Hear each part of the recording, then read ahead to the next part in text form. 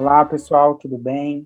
Primeiro, eu queria agradecer aqui a presença da Carla, do Gabriel, da professora Adriana, que a gente vai fazer aqui um momento para a gente conversar um pouquinho, para a gente bater um papo sobre escolas sustentáveis, os desafios e possibilidades dessa realidade aí para a gente. Primeiro, eu queria evidenciar que esse evento, com o nosso quarto seminário e mostra de dança Dancep, a gente conta com vários parceiros, e a gente tem a parceria da Secretaria Estadual de Educação e Esporte do Paraná, a Secretaria de Comunicação e Cultura do Estado do Paraná, o pessoal da SET também, uma parceria bem bacana com o Dancep, além do Teatro Guaíra, a Unespar, né, o Escritório de Relações Internacionais da Unespar também. Então, são parceiros que nos ajudam a pensar a dança desse universo da escola pública, principalmente ali dentro da realidade do Dancep. Então, queria agradecer vocês, mais uma vez, por compartilhar aqui com a gente a experiência de vocês, um pouquinho da história de vocês e das ações que vocês estão desenvolvendo. Esse ano, a gente quer discutir um pouquinho de que forma que nós podemos dançar nos próximos 10 anos para mover o mundo.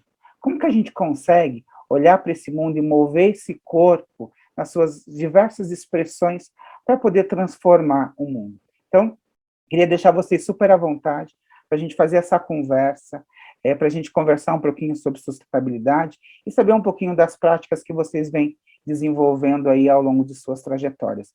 E daí a mediação dessa mesa vai ser feita com o auxílio da professora Adriana. Boa tarde, Adri, tudo bem? Boa tarde, Fernando. Então, nós vamos começar. Eu vou apresentar, então, a Carla, o Gabriel.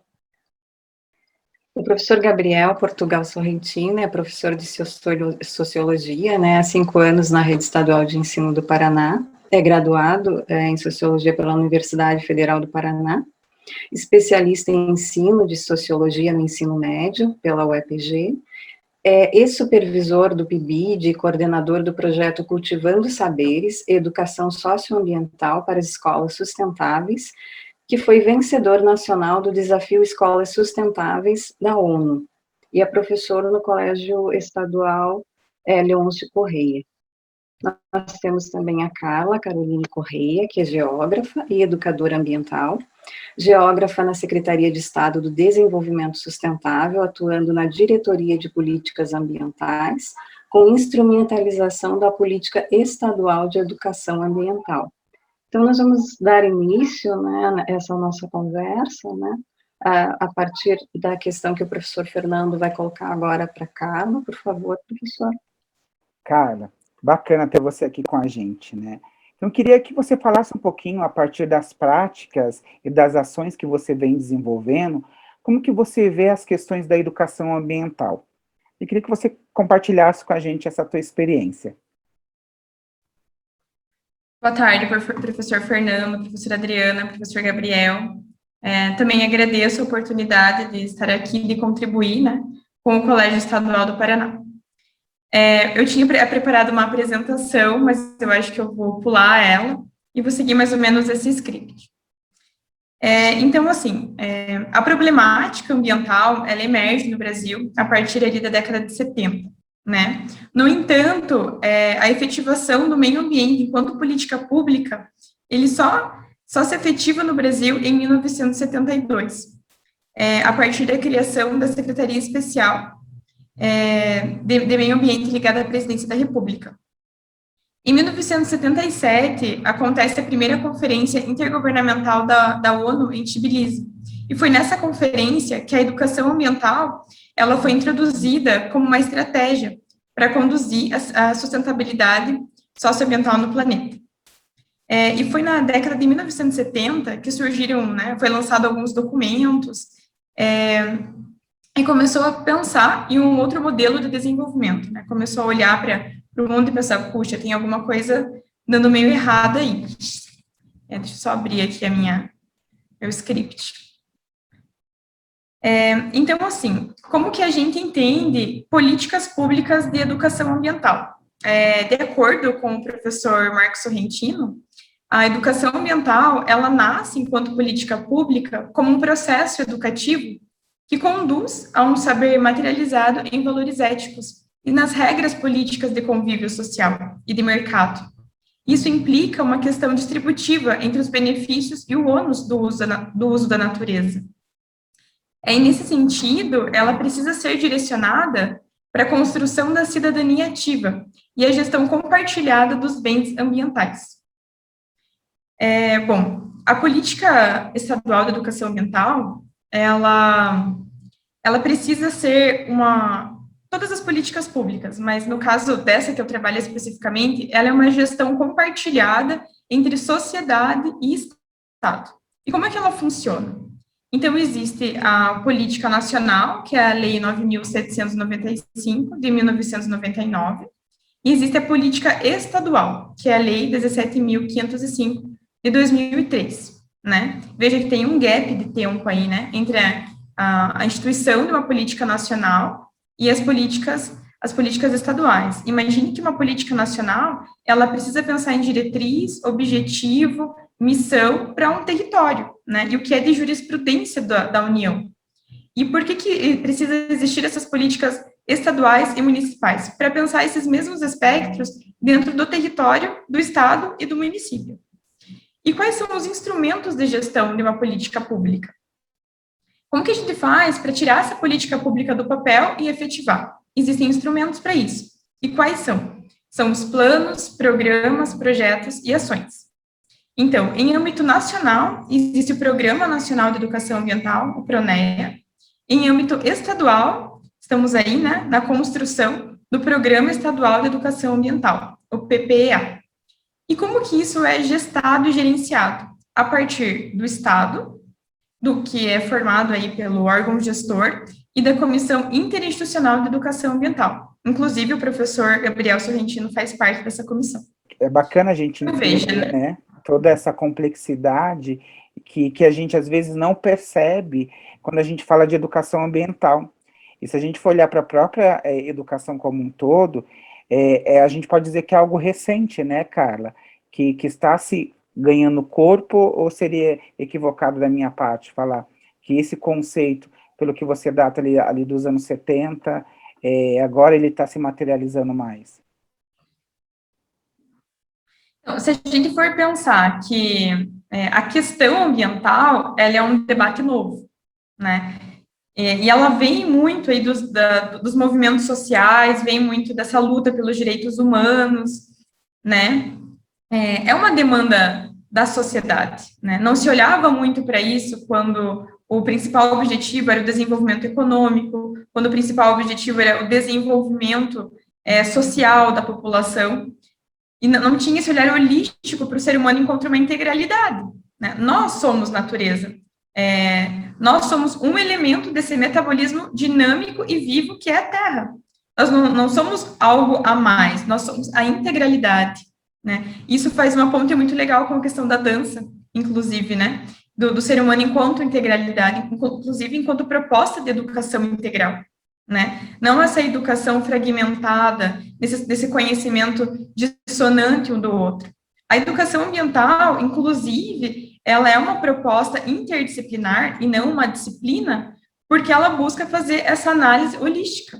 Ela tem um pouco de matemática, ela tem um pouco de português, da sociologia, da geografia, das ciências, né, da biologia, da química, da física, da educação física, porque ela é um instrumento e uma ferramenta de construção e análise do próprio ser enquanto totalidade, enquanto integralidade, né? Eu vou voltar um pouco ali para a política pública, que foi a ordem ali da minha apresentação. Estava falando do Programa Estadual de Educação Ambiental. Então, assim, ele é um instrumento para a efetivação da política. Ele é um documento que foi construído de forma democrática e participativa, né? E ele é o planejamento de estratégias para a implementação da política. Ele instrumentaliza o Sistema Estadual de Educação Ambiental. E, assim, qual que é o status do programa hoje, 2021?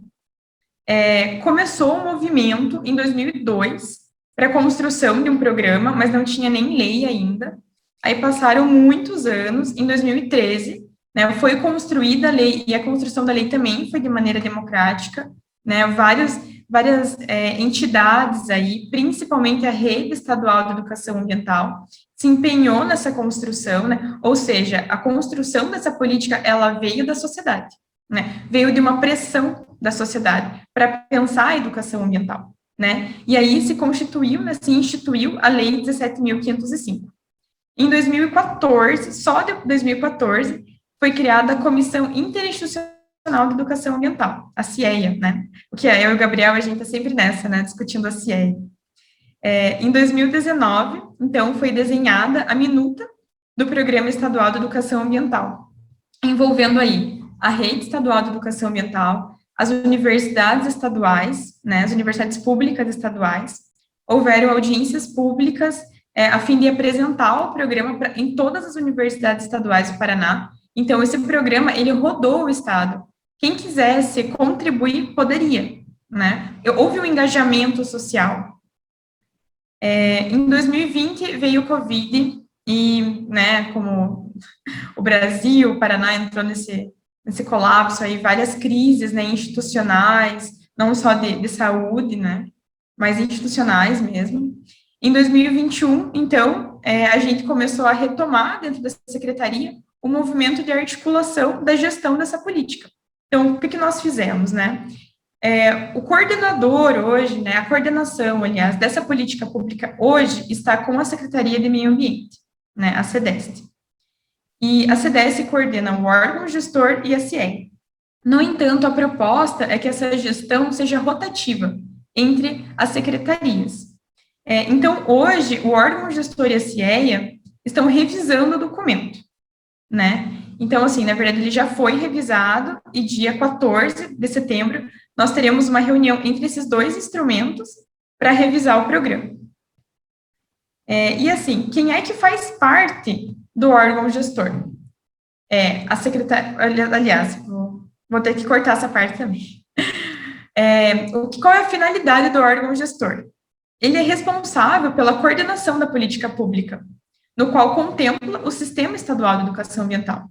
E ele é formado pela Secretaria Estadual de Estado do Desenvolvimento Sustentável e Turismo, a Secretaria de Educação, a Secretaria de Abastecimento e Agricultura, a Secretaria de Saúde e a Superintendência de Ciência e Tecnologia, e todas as universidades estaduais do Paraná. Ou seja, hoje, a educação ambiental, ela está extremamente bem instrumentalizada, porque os pensadores, os intelectuais, né, os pesquisadores e o poder executivo estão na gestão desse sistema. Mas não para por aí, porque existe uma instância com uma representação um pouco mais democrática, que é a Comissão Interinstitucional, a CIEA. E ela tem um caráter consultivo, deliberativo, e tem a finalidade de elaborar, promover diretrizes, apoiar e criar metodologia de avaliação e implementação da política. E ela é formada pelas seguintes instituições. Tem 14 cadeiras que são do Estado, e é formada pela Secretaria, né, de Estado do Desenvolvimento Sustentável, o Instituto Água e Terra, que é o antigo Instituto Ambiental do Paraná, a Secretaria de Comunicação e Cultura, o IBAMA, o ICMBio, a Defesa Civil e a Sanepar. E existem 8 cadeiras para representação da sociedade civil, né, que está aí representada pela Rede Estadual de Educação Ambiental. Existem 4 cadeiras para o Comitê de Bacia Hidrográfica e 2 para o empresariado, que hoje, na verdade, só está representado pela Associação Comercial do Paraná. Então, como eu falei, né, dia 14 de setembro, nós teremos uma reunião conjunta entre o órgão gestor e CIEA para caminhar para a aprovação do documento nessa instância. Assim, foi um trabalho super... Nossa, eu estou trabalhando com isso desde o começo do ano, foi um esforço bem grande, eu espero, né, que a gente consiga caminhar depois dessa reunião no sentido da aprovação. Depois de aprovado nessas instâncias, ele passa pelo Conselho Estadual de Educação e pelo Conselho Estadual de Meio Ambiente. Depois ele vai para o governador assinar um decreto que finalmente vai instituir esse programa. E aí o Paraná vai ter um documento que vai servir de base para desenvolver ações de educação ambiental. E o programa, ele tem 4 eixos, e um desses eixos é justamente recurso, né? Como é que a gente vai financiar a educação ambiental no Estado? Então, assim, como o documento, ele ainda não foi aprovado, ele não foi instituído, Eu não vou ficar falando detalhes do documento, a gente pode fazer depois uma live exclusivamente sobre o programa, para a gente apresentar ipsis literis como ficou o programa. Mas como ele ainda não está aprovado em todas essas instâncias, né, ele não é um documento oficial, é complicado a gente apresentar dessa maneira, né, com detalhamento. Mas então eu vou falar um pouco também de qual é a competência de uma Secretaria de Meio Ambiente em relação à educação ambiental. Quando a gente pensa em educação ambiental, o que vem na cabeça? Vem a escola, né? E não está errado, é isso mesmo. No entanto, existem duas linhas de educação ambiental, a educação ambiental formal e a não formal. E o que compete à CEDEST? É a educação ambiental não formal, com foco nos processos de gestão ambiental e territorial do Estado. Eles são executados fora da escola, no entanto, em muitos momentos, conjuntamente com o sistema formal de ensino. E qual é o objetivo, né, de trabalhar a educação ambiental como instrumento da gestão? Porque é importante a gente promover ações práticas educativas que contribuam para a formação, mobilização, construção da cidadania ativa nos processos decisórios de gestão ambiental e territorial do Estado.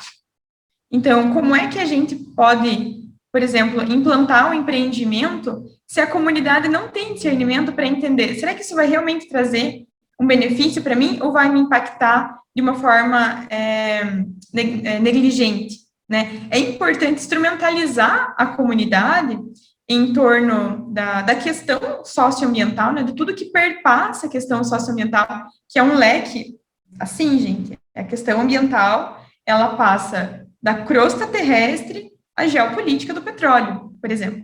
Todo, né, o porquê de estarmos, a pandemia do coronavírus é um tema, um eixo temático importante quando a gente analisa educação ambiental. Então, é importante que a população esteja engajada nos processos decisórios do desenvolvimento do Estado, do território, do município, né? Mas é um desafio construir isso, né? Assim, nós trabalhamos com uma perspectiva de educação ambiental, que é a educação ambiental crítica e emancipatória, isso está na lei, isso está no programa, isso está nas nossas concepções, mas a vida real exige negociações, né? Essa é uma frase que eu ouvi essa semana de uma militante do Instituto Terra Mar, em uma formação com o Fórum Popular da Natureza, que o professor Marcos Sorrentino estava lá palestrando, e eu achei muito interessante, porque a gente não pode ser engessados nas nossas práticas de educação ambiental. A gente precisa dialogar com a realidade e com todas as vertentes, né? No entanto, a gente precisa ter como foco esse objetivo mais crítico, né? Esse objetivo de emancipação da sociedade, inclusive das outras formas de vida, né? A gente precisa pensar que nós somos um elemento desse metabolismo vivo que é a Terra, e como é que a gente vai viver com dignidade, né? Não digo nem em harmonia, né? Porque a vida é conflituosa, né? É a luta aí de classes, é a luta de interesses, a gente vai sempre ter que fazer negociações. E o Estado é essa instituição que faz a negociação, né? Então, a atuação da educação ambiental nos movimentos sociais, ele pode ir para o embate. Qual é a atuação do Estado? É a negociação. E a gente precisa trabalhar com várias vertentes, com várias visões, a gente precisa ser dialético nesse processo, né? E esse processo envolve, por exemplo, até a extensão rural. Que práticas de extensão rural a gente quer criar para a agricultura familiar do Estado do Paraná, né? Tem muita coisa aí. Mas eu acredito nessa concepção de educação ambiental crítica e emancipatória. O meu foco é na gestão ambiental e criar instrumentos, inclusive, para a gestão ambiental, né? Por exemplo, criar uma instrução normativa. Existe já uma instrução normativa de educação ambiental do IBAMA. E qual que é a função dessas instruções normativas? É estabelecer bases técnicas para as ações e medidas compensatórias e mitigatórias no cumprimento das licenças do licenciamento ambiental. Então, é importante a gente ter esses instrumentos que quando um empreendimento ele é instalado e ele vai realizar um programa de educação ambiental, a comunidade tenha o poder decisório de falar, nós queremos que seja assim, assim, assim. Nós fomos impactados desta maneira, entendemos quais são os impactos desse empreendimento, desta política, deste projeto, dessa concepção de gestão ambiental e territorial dentro do meu território, e eu quero um programa de compensação e mitigação desta maneira, né? A comunidade precisa estar embasada, e a comunidade escolar faz parte disso. Por isso que muitos programas de licenciamento são realizados na escola, mas a gente precisa utilizar, inclusive, desse recurso para criar projetos como o que o professor Gabriel tem criado na escola dele, né? Então, eu aproveito esse momento e passo a fala para ele. Grata, Carla, pelas tuas considerações, e o professor Gabriel vai falar daqui a pouquinho. Eu só gostaria de considerar 2 elementos que eu acho fundamental na fala da Carla, que é a questão das políticas públicas, né, o quanto isso afeta o nosso cotidiano e dos movimentos sociais, né, que esses movimentos vêm para quebrar barreiras institucionais, muitas vezes, né, de situações que nós não dimensionamos, né, porque está na realidade da vida, né, da vida vivida, do nosso cotidiano, e que isso possa se tornar, né, uma política pública, né, então esses 2 pontos para mim são fundamentais quando você fala na questão da educação ambiental. E agora, pensando aqui na palavra que você passou para o professor Gabriel, né, que vem desenvolvendo um trabalho lá no Colégio Leôncio, né, professor Gabriel, queria colocar para você quais são os desafios, né, hoje, as possibilidades de implantar, desenvolver e gerir uma cultura de sustentabilidade inserida na cultura, né, da escola.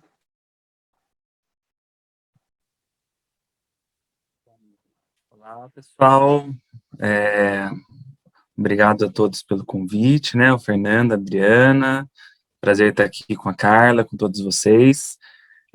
Então, os desafios são infinitos e as possibilidades eu acho que são maiores ainda. Mas, né, cabe a nós trilharmos, né, esses caminhos, enfim, arregaçar as mangas e né, começar. Então, né, a Carla, ela estava comentando, de certa forma, dessas políticas públicas, né, que estão sendo aprovadas, enfim, criadas aqui no estado do Paraná, principalmente o Programa Estadual de Educação Ambiental, né, e como ela falou, a gente está, né, nesse debate, enfim, tentando, de fato, instituir esse programa para que também sirva de norte, né, para as escolas, né, desenvolverem projetos de educação ambiental, inserirem essa cultura de sustentabilidade e começarem a se preocupar de fato com isso. E se a gente está aqui, né, num seminário de dança, né, do Colégio Estadual, que bom falar de sustentabilidade aqui, porque a gente precisa pensar a sustentabilidade também, né, a partir dessas questões, não apenas a preocupações mais pontuais com, às vezes, o lixo, né, com a sustentabilidade do uso da água, da energia, mas também com o bem-estar das pessoas, por exemplo, na escola, né, o quanto que a gente está bem com o nosso corpo, o quanto que a gente consegue expressar as nossas emoções e sentimentos, usar isso de comunicação, inclusive, a arte, etc. Então, acho muito interessante essa proposta e espero poder contribuir com vocês para, né, de fato, implantar, desenvolver e gerir uma cultura de sustentabilidade também no Colégio Estadual do Paraná. Se vocês me permitirem, eu vou compartilhar aqui a minha tela, rapidamente. Preparei uma pequena apresentação para trazer um pouco da experiência ali do Colégio Leôncio Corrêa. A gente está com um projeto recente de sustentabilidade, ainda dando seus primeiros passos, mas espero que, né, sirva de inspiração e auxilie também o Colégio Estadual do Paraná a manter e desenvolver, né, e avançar nos seus projetos, inclusive de sustentabilidade, com a professora Thelma, que, né, hoje trabalha comigo, também já né, iniciou e desenvolve no Colégio Estadual do Paraná. Enfim, então espero poder auxiliar minimamente nisso. Vamos ver minha tela? Maravilha. Bom, então, projeto que a gente desenvolve no Colégio Estadual Leôncio Correia, que é vizinho aqui ao Colégio Estadual do Paraná, em Curitiba, é o projeto Cultivando Saberes, Educação Socioambiental para Escolas Sustentáveis. Nós, recentemente, em 2019, escrevemos um plano de ação para concorrer em um edital de financiamento de projetos de sustentabilidade na educação básica, e fomos selecionados como o melhor projeto do sul do Brasil, da região sul, e também do Brasil, né, o destaque nacional, e o que nos possibilitou o recebimento de um financiamento de um fundo da ONU, da Organização das Nações Unidas, para que a gente desenvolvesse esse plano de ação e implantasse, de fato, esse projeto e começasse uma transformação do Leôncio Correia em uma escola sustentável. Esse projeto da ONU, ele está vinculado às ODSs, é uma busca por escolas sustentáveis no mundo inteiro, então são vários países que participam, principalmente pensando a ODS 4, né, a questão da educação de qualidade, e a ODS 11, que é produção e consumo, a ODS 12, produção e consumo sustentáveis. Então, nesse contexto, nós recebemos um financiamento e começamos a desenvolver esse projeto de educação ambiental, socioambiental, inclusive, né, porque a parte social é importante, né, nessa nossa concepção de educação ambiental. Então, a partir daí, de 2019, comecinho de 2020, demos início a esse projeto.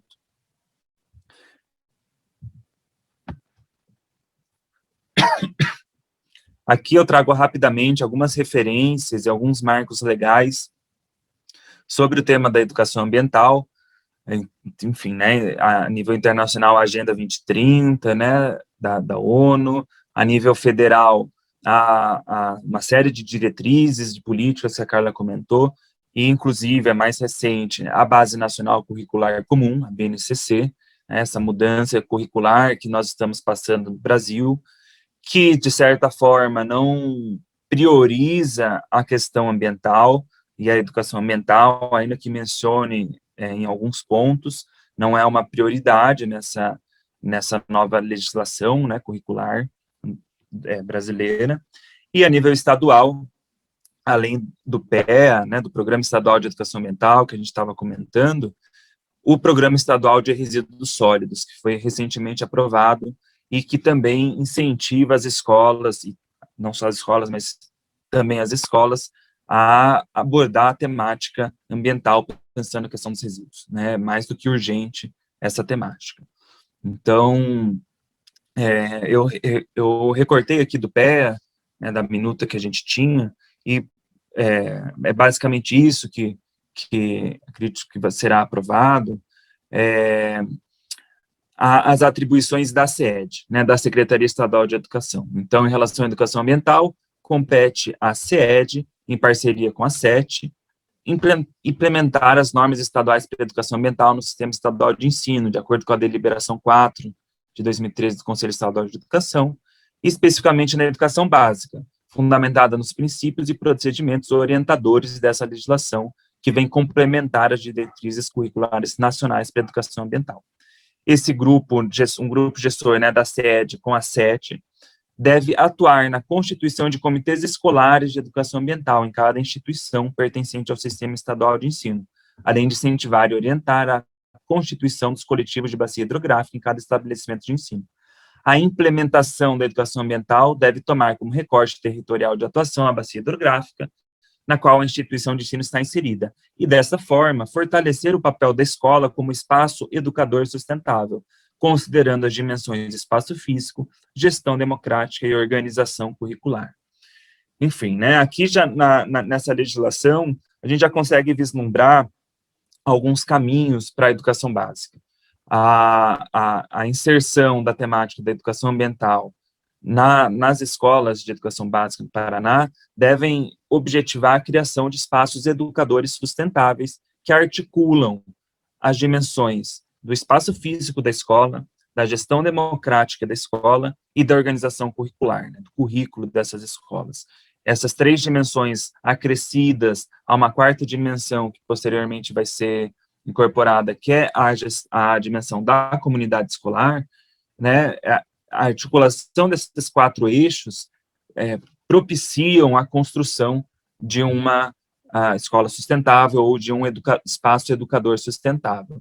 E, a partir daí, né, devem irradiar para as comunidades nas quais essas escolas estão inseridas essa temática da sustentabilidade socioambiental, ou seja, a escola deve ser um exemplo tanto para a sua comunidade escolar, né, pensando internamente, os estudantes, professores, funcionários, etc., quanto para as famílias, para a vizinhança e para toda a sociedade que essas escolas estão inseridas. E um dos instrumentos, né, importantes que a SED deve promover é a constituição de comitês escolares de educação ambiental. Então, cada escola precisa ter um comitê escolar para pensar a questão da educação ambiental. Um comitê escolar que vai pensar essas questões, buscar a solução de eventuais problemas, articular estudantes, professores, pais, etc., para que juntos possam promover essa questão, né, no âmbito da escola e do seu território. Mas, afinal, o que é uma escola sustentável ou um espaço educador sustentável? Existem várias definições, existem várias perspectivas sobre sustentabilidade, sobre educação, enfim.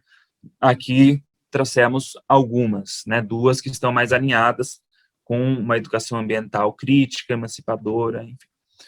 Uma escola sustentável é aquela que transforma os seus hábitos e a sua lógica de funcionamento, reduz seu impacto ambiental e se torna referência de vida sustentável para a sua comunidade, ampliando seu escopo de ação para além das salas de aula. Então, não podemos deixar a sustentabilidade restrita a conteúdos em sala de aula, disciplinares. É preciso que isso extrapole as salas de aula, extrapole o nível curricular, que a escola, de fato, seja um exemplo, né, desenvolva ações, atividades, né, pensando, né, a partir de valores sustentáveis. Um espaço educador sustentável é um espaço que estimula a troca de conhecimentos através do ensino pedagógico e da vivência, em seu ambiente, que mantenha uma relação equilibrada com o meio ambiente e busquem maneiras de compensar seus impactos através de tecnologias apropriadas, garantindo a qualidade de vida para gerações presentes e futuras. Então, claro, a questão dos recursos que nós usamos, né, na escola, a água, a energia elétrica, a produção de resíduos, tudo isso é importante, é um eixo que nós temos que pensar na construção de uma escola sustentável, a eficiência, né, no uso desses recursos, a minimização desses impactos que a escola gera ao ter a sua rotina, enfim, né, ao existir. Então, nesse organograma, né, a gente pode visualizar um pouco como esses eixos se articulam, a parte do currículo, né, as disciplinas, a inter e a transdisciplinaridade, o saber científico somado ao saber popular. Na parte de comunidade, trazer a comunidade escolar para dentro da escola, diminuir, né, e quem sabe até demolir os muros que separam a escola de dentro, né, da escola de fora, da sua comunidade, da sua vizinhança. Sabemos que esses muros, né, são físicos, mas também são simbólicos. Na questão do espaço físico, né, readaptar, né, promover um processo de ambientalização dessa escola, onde a escola seja minimamente confortável, né, e acolhedora para aquelas pessoas que ali frequentam, dos estudantes, às funcionárias, aos professores, etc., e, eventualmente, até aos outros seres vivos que compartilham conosco, né, esses espaços. Então, tenho certeza que o Colégio Estadual Paraná é gigante, deve ter uma série de animais, né, de plantas que ali vivem. O nosso colégio também tem bastante espaço verde, então temos vários tipos de animais ali convivendo, então precisa ser um espaço adequado, né, acolhedor para todos nós. E a nível de gestão, né, claro, a eficiência no uso dos recursos, mas também a democracia, né, a gestão compartilhada, onde todos tenham voz, o respeito aos direitos humanos, etc. Então, por aí a gente pode começar a pensar em como construir uma escola sustentável, articulando esses 4 eixos. E seguindo alguns princípios. Esses são 10 princípios, eu vou passar rapidamente por eles. O princípio da integridade, ou seja, conciliar ação e discurso. O discurso da sustentabilidade não pode ser letra morta, preciso fazer, de fato, sustentabilidade na prática.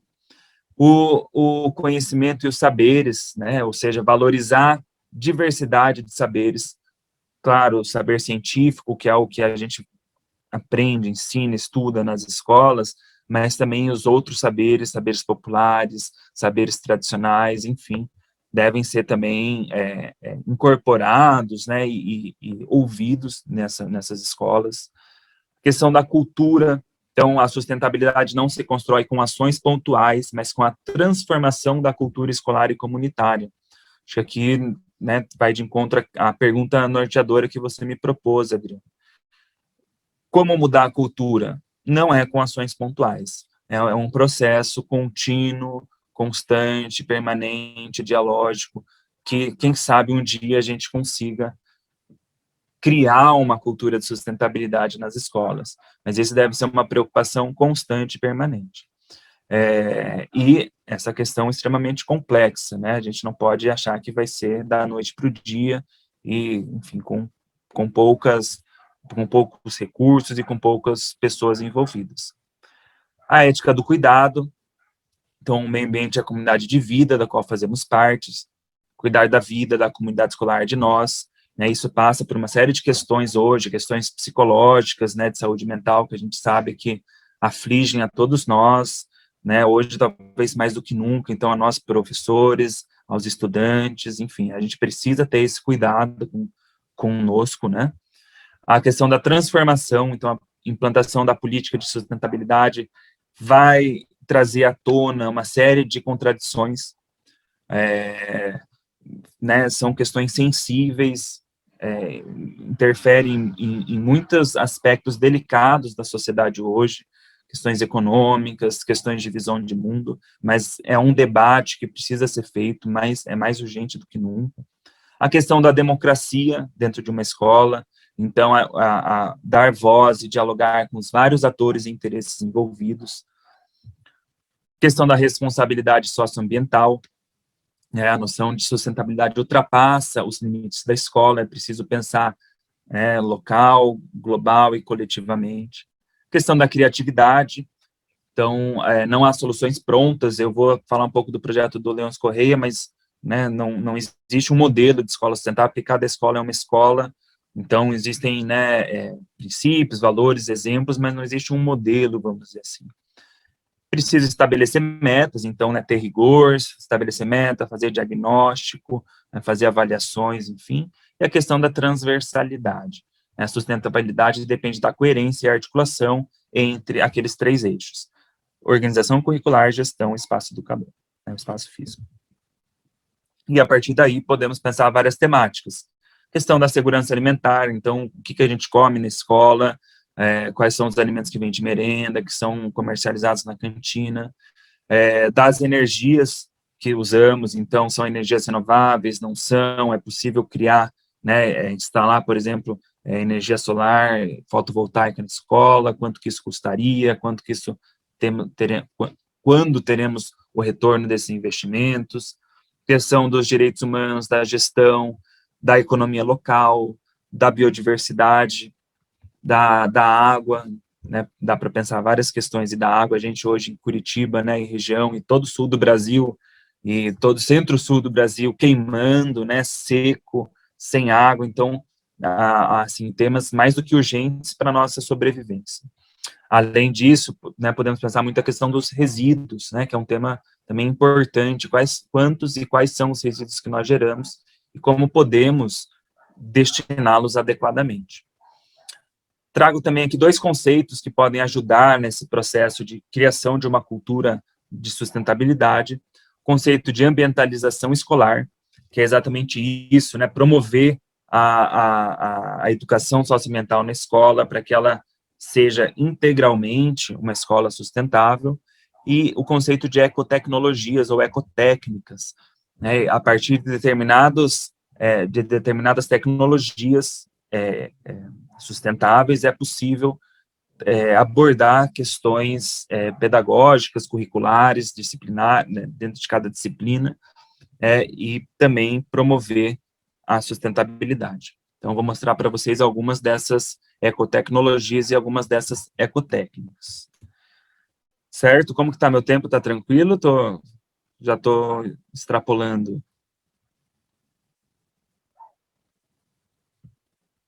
Acho que a gente consegue ir concluindo e vendo como que você trouxe esses conceitos que você mencionou anteriormente na sua escola.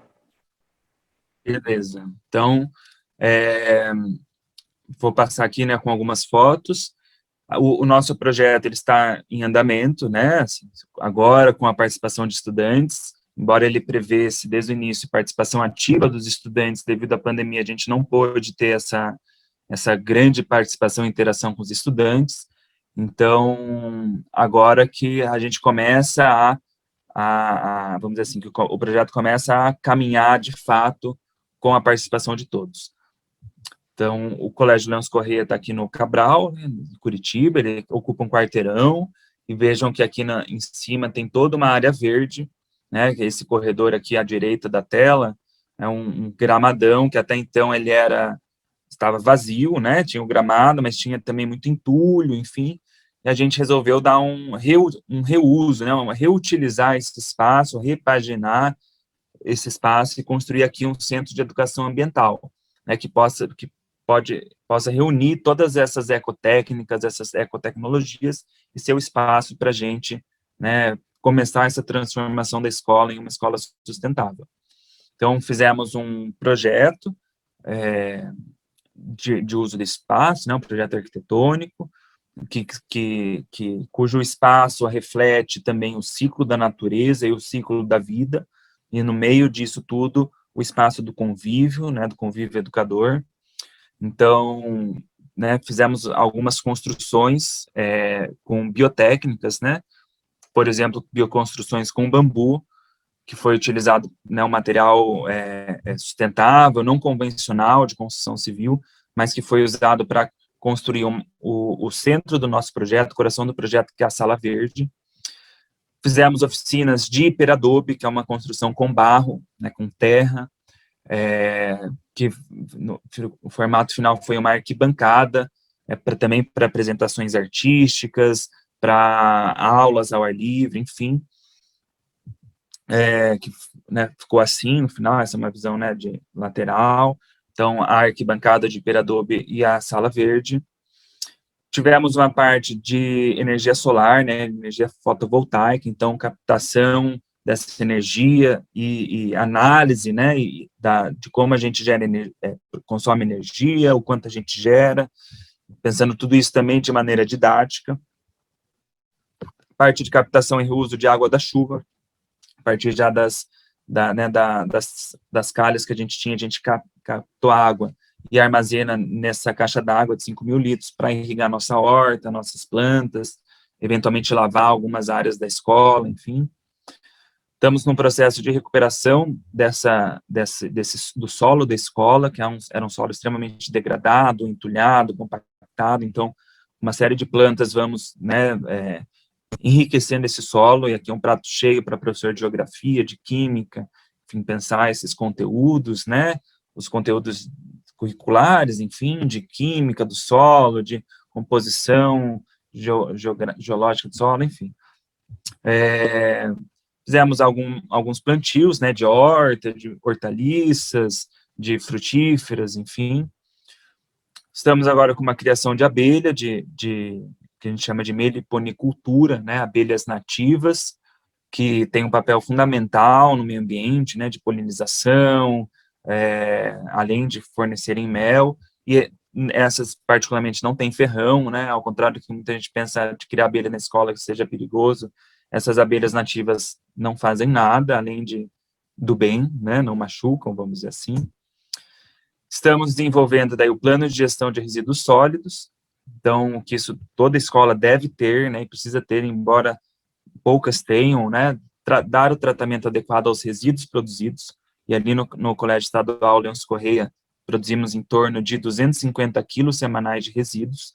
Imagino que o Colégio Estadual Paraná produza daí para mais, então talvez uns 400 quilos por semana de resíduos, enfim, sendo que boa parte desses resíduos a gente pode processar, vamos dizer assim, né, na escola.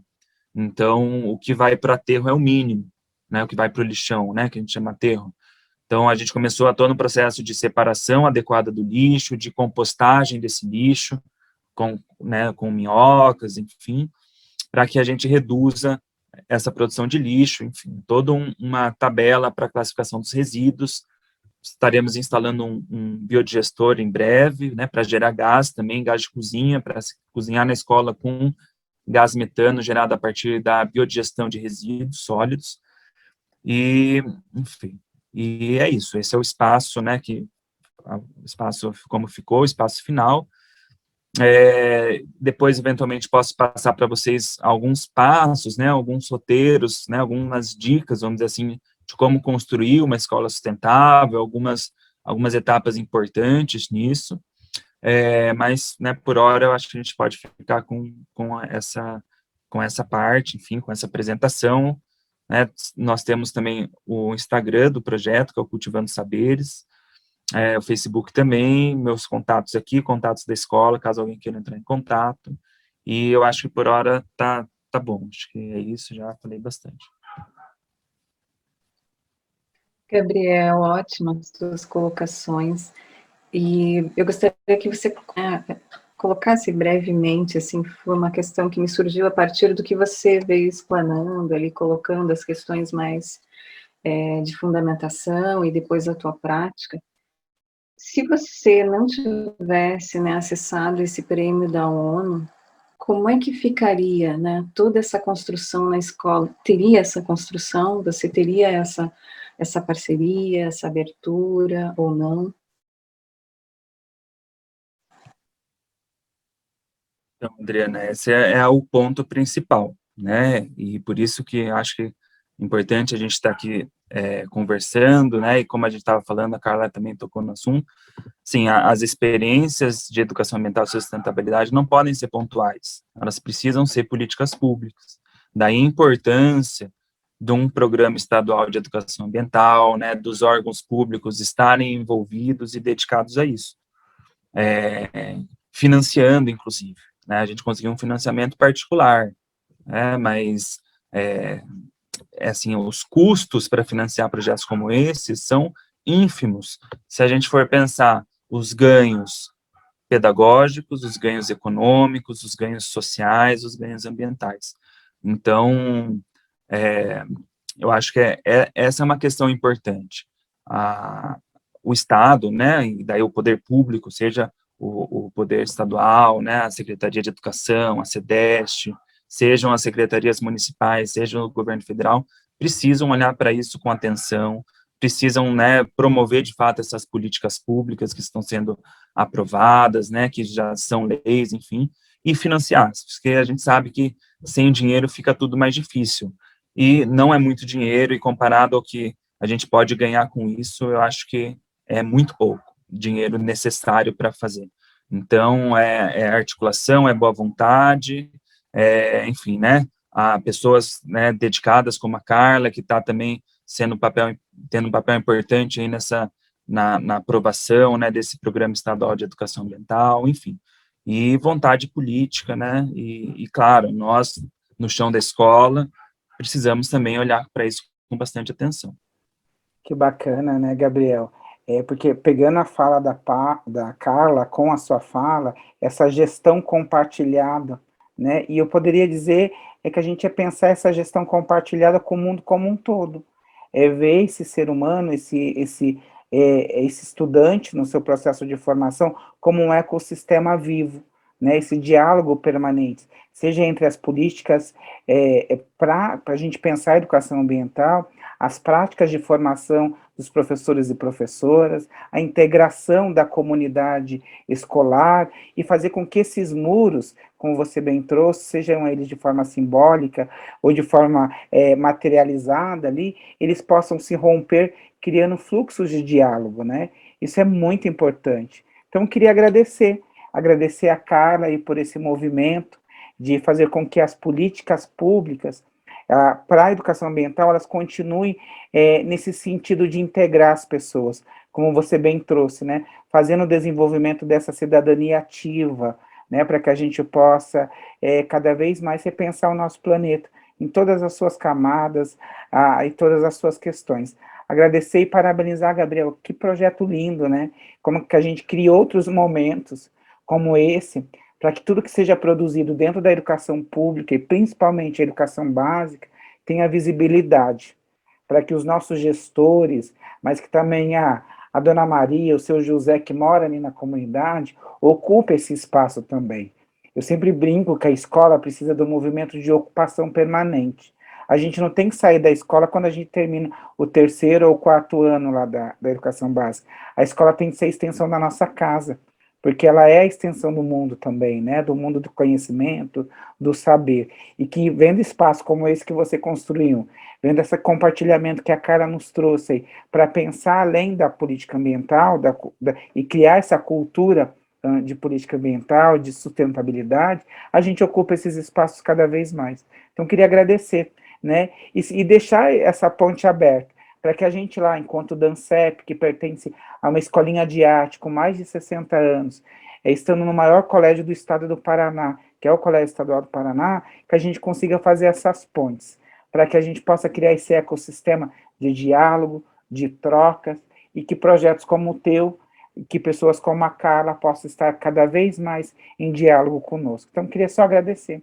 Obrigado, parabéns. Obrigado, professora Adriana, pela parceria aí nesse diálogo, e que a gente possa criar outros momentos como esse. Valeu, gente, eu que agradeço.